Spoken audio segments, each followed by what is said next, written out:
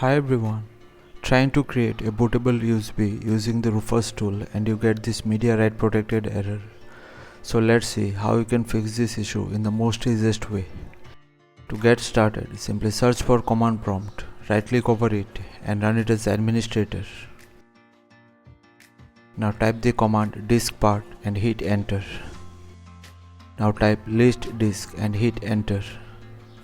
From here, determine the size of your USB drive and accordingly type the command select disk 1. Now type attributes disk clear read only and hit enter to execute it. That's it, the job is done. Now close the CMD window and now try to create the bootable USB, and this time you won't get any error further. So thanks for watching. Please feel free to subscribe and support the channel if you found the content helpful. Thank you.